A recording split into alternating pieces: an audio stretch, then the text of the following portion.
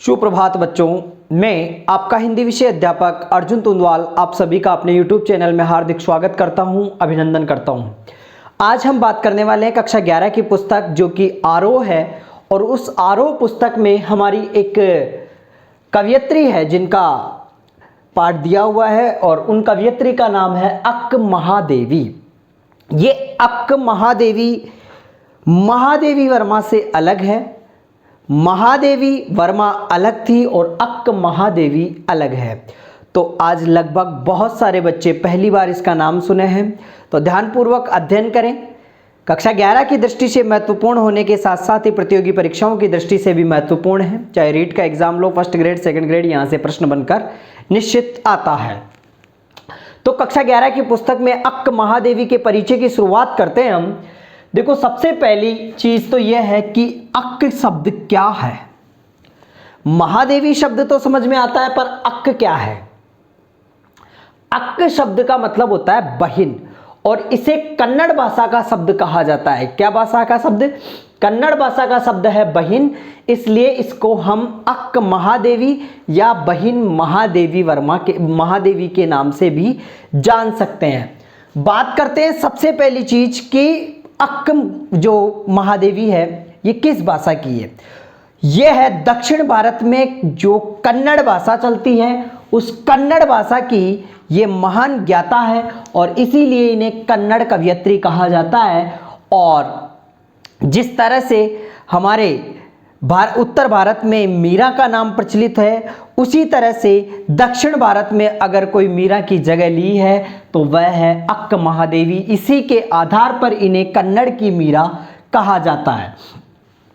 इनसे संबंधित जो धर्म है, वीर शैव संबंधी कन्नड़ में प्रसिद्ध हस्ती है अक्क महादेवी। वीर शैव धर्म से संबंधित कन्नड़ में प्रसिद्ध हस्ती मानी जाती है।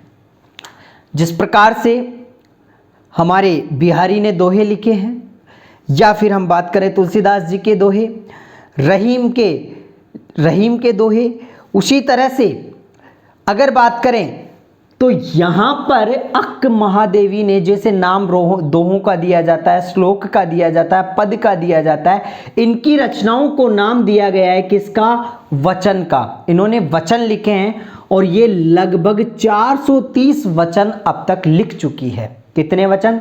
430 वचन अब तक लिख चुकी है। कहा जाता है कि अक्क महादेवी जन्म से ही शिव की भक्त रही है, इसलिए इनको सबसे बड़ा शिव भक्त कहा जाता है। अक्क महादेवी को शिव भक्त कहने की वजह यह है कि इन्होंने शिव को अपना पति समझ लिया था, और पति समझकर ही उनकी आराधना करती थी, और इनकी पूरी रचनाओं में शिव की बात करी गई है।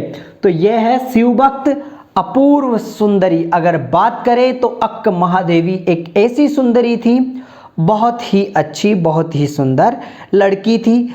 तो यहाँ पर अक्क महादेवी को अपूर्व सुंदरी की संज्ञा भी दी गई है। जन्म की बात करते हैं, इनका जन्म लगभग 12वीं सदी में हुआ है, और अगर सन की ईस्वी की बात करें तो लगभग 1130 ईस्वी के आसपास इनका जन्म माना जाता है। जन्म उडतरी गांव में, शिवमोगा जिला, कर्नाटक राज्य, जो कि दक्षिण भारत में आता है, इसीलिए इनको क्या कहा जाता है? दक्षिण भारत की मीरा कहा जाता है, कन्नड़ की मीरा कहा जाता है। इनके पिता का नाम है निर्मल सेठी, इनकी माता का नाम है सुमति सेठी, इनके गुरु का नाम है वसवना। कहा जाता है कि 10 वर्ष की आयु में इन्होंने शिव मंत्र की दीक्षा हासिल कर ली थी। रचनाओं में शिव का ही सजीव वर्णन देखने को मिलता है। तो इनकी रचनाओं और इनके परिचय से ही साफ जाहिर होता है कि इनकी रचनाओं में शिव की बात करी गई है, और इनकी रचनाओं में शिव की बात करने के कारण ही इनको क्या कहा जाता है? शिव भक्त कहा जाता है। आगे चलते हैं। इनकी जो भक्ति है वह भक्ति माधुर्य भाव की है। किस भाव की है? माधुर्य भाव की भक्ति है। अब देखो, ये जो अक्क महादेवी है ये शिव को क्या क्या संबोधित करती है? शिव को चैन्न मल्लिका अर्जुन, चैन्न मल्लिका अर्जुन कहकर इनको संबोधित करती है। और चैन्न मल्लिका अर्जुन का मतलब होता है सुंदर चमेली के फूल के समान श्वेत, या फिर सुंदर प्रभु, या ऐसे भी बोल सकते हैं सुंदर चमेली के फूल के समान श्वेत सुंदर प्रभु कहकर इनको संबोधित करती है। उत्तर भारत की मीरा के समान ही इन्होंने जीवन जिया है, हमने बात करी है। देखो अगर मीरा की बात करें और इधर अपन अक्क महादेवी की बात करें तो देखो, एक कृष्ण को अपना पति मान चुकी है, एक शिव को अपना पति मान चुकी है, एक कृष्ण की आराधना में डूबी हुई है, दूसरी भी शिव की आराधना में डूबी है। कृष्ण के लिए सब कुछ त्याग दिया, इधर शिव के लिए सब कुछ त्याग दिया। यहाँ मीरा की भक्ति भाव माधुर्य भाव था, इधर अक्क महादेवी का माधुर्य भाव है। तो लगभग कुछ चीजें ऐसी है जो मीरा के समान ही अक्क महादेवी में देखने को मिलती है, इसलिए अक्क महादेवी और मीरा दोनों ही एक समान ही मानी गई है। पूरा जीवन निर्वस्त्र रही, देखो इस पंक्ति पर बात करते हैं हम, पूरा जीवन निर्वस्त्र रही। इसके पीछे एक घटना घटित है। मैंने आपको बताया कि अक्क महादेवी एक अपूर्व सुंदरी है। अपूर्व सुंदरी का मतलब है कि ऐसी सुंदर लड़की जिससे पूर्व कभी देखी न हो। तो स्थानीय राजा, उसी समय वहां के राजा थे कोई, उस राजा का दिल आ गया किस पर? अक्क महादेवी पर। अक्क महादेवी पर दिल आने के बाद उस राजा ने उससे विवाह करने का प्रस्ताव रखा। अक्क महादेवी ने मना कर दिया कि मैं विवाह नहीं करूंगी, परंतु राजा से डरते हुए इनके घर वालों ने हाँ कर दी और कैसे तैसे कर करा के इनकी शादी करवा दी। शादी करवाने से पूर्व अक्क महादेवी ने इनके सामने 3 शर्तें रखी थी। उन 3 शर्तों को वह कभी पूरा ही नहीं कर पाया, और कभी नहीं कर पाया पूरा तो अक्क महादेवी उस राजा के शारीरिक संबंध में कभी भी नहीं पड़ी और हमेशा उससे दूर ही रही। शादी के उपरांत थोड़ा थोड़ा समय व्यतीत होता गया, सभा लगाई गई। सभा लगाने के बाद सभी राजा महाराजा वहां एकत्रित हुए। वहां पर अक्क महादेवी को भी बुलाया गया। कहा गया कि ये जब मुझे अपना पति मानती ही नहीं है तो तुम यहाँ क्या कर रही हो।